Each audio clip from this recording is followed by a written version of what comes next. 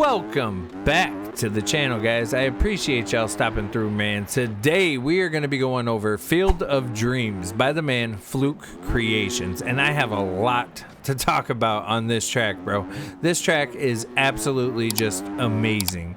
So Fluke, if you've ridden any of Fluke's tracks usually are scaled pretty big, have some big booters, and usually you see me riding a 450 when it comes to, you know, riding on one of Fluke's tracks. If you go back and watch any of the videos I've made on his tracks, I am riding a 450.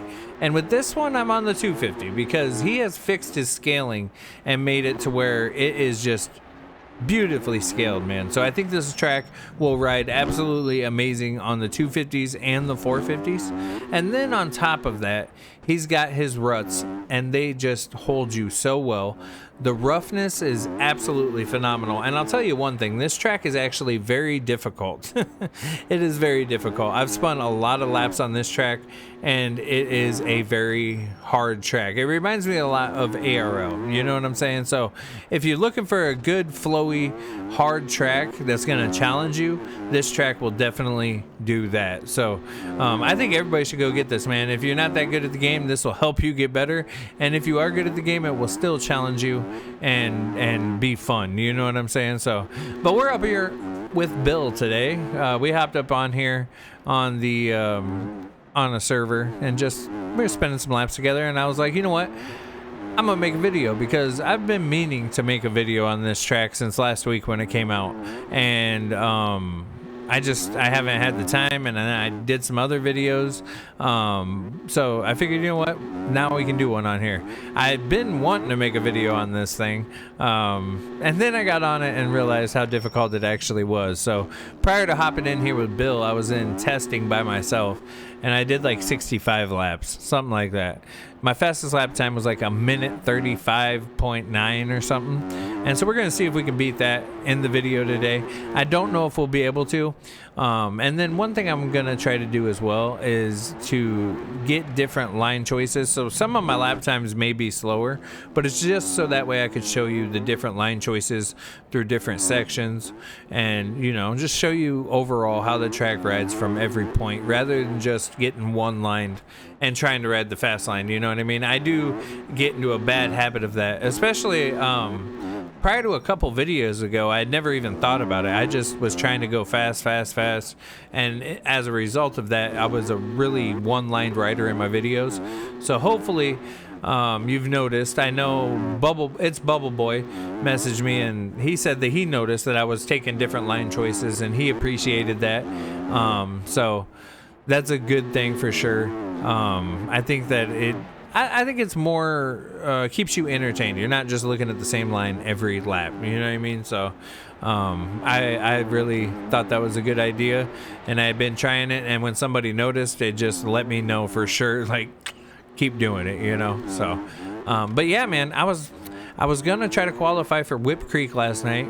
I did not get to. They moved the qualifying times back by like 20 minutes, and it was already late for me, and I had already worked a 12-hour shift yesterday. So I was like, you know what, I'm getting off. I can't do it. I'm tired. I'm too tired. I wasn't going to qualify anyway, being how tired I was, you know? So it's just like, I went to bed. So we'll try it again next week. I have that day off on that week, so I can actually try one of the earlier races. So with Whip Creek yesterday, you have a bunch of classes that you can race in, like Stark Open, 125 Open, 24 and over, things like that, and a lot of those took place at around like 5 p.m. my time. So I ended up trying to do 250 AB, which was at 8:30 my time for qualifying. And, you know, I had already been up since 4 a.m. in the morning and worked a 12-hour shift, and it wasn't happening. But next week, when I have the day off, I can actually try to do a, you know, the 5 o'clock one with I think it was 250 Pro or 250 AM, something like that. There was some 251, so I'll try that next week. We'll see to qualify or not. And then I don't know if there's any races going on tomorrow, but I'm gonna look and see if there's like an off-brand race on my MXB. Not like, you know, when I say off-brand, I mean like ARL or some of the other, you know, ones. So see if we can't qualify for one of those. Maybe we'll be able to do that, and that'll be our video for Friday, depending on what's coming out for tracks and everything. So I haven't given up yet. I just was tired and had to go to bed, and I don't know what just happened in that corner, man. Man. But yeah, man, so I just felt like I owed you guys an explanation on what happened and why I did not post any content as far as the race for Whip Creek, and that would be why. But yeah, back to the track. This track just is absolutely awesome. It really is. This, in my opinion, is Fluke's best track. Like I said earlier, the scaling of the track is just so good. On a 250, you're still having to scrub it, especially if you're wanting to go fast. The ruts hold you really well. I like the contrast and the color of the dirt. Now, I am using a reshade, so for you, the color might not be as bright or poppy. It'll be a little bit lighter, you know what I mean? So don't ask me why I said it that way. I have no clue. But on top of that, you know, his masking job on it is really good, and the edge mask on it is really good. The track's really defined, and yeah, man, it's just an overall fire track.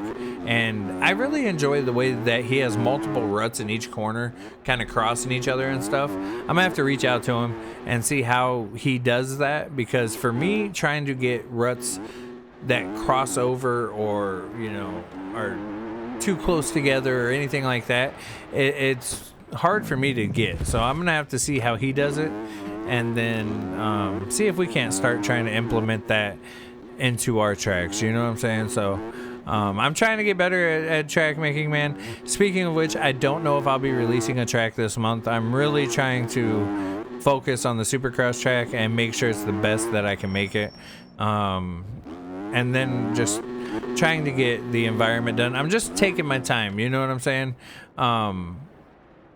Not that I have rushed the other ones, but I feel like there's some stuff I don't know that I can learn to make them better.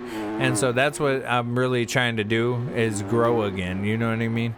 I feel like I didn't really learn a whole lot with the last couple tracks, and I really want to just keep learning and getting better. So if I don't release the track this month, I'm sorry, y'all. But when I do release it, it'll be worth it for sure. I also think I'm going to go for less flowy jumps everywhere and all of that, and try to make a more traditional motocross track. Kind of like this, you know what I mean? Where it's like you have a double, you have a tabletop, but then you also have roughness and ruts mixed in with it and all of that. So I think that's the direction I'm going to go. So we'll see how that works out. But if you have not yet, man, go down below, hit that like button, hit that subscribe button, turn them notifications on. And if you're on TikTok, man, go follow me on TikTok. I'm over there too. Other than that, y'all have a blessed day. Stay up. Peace.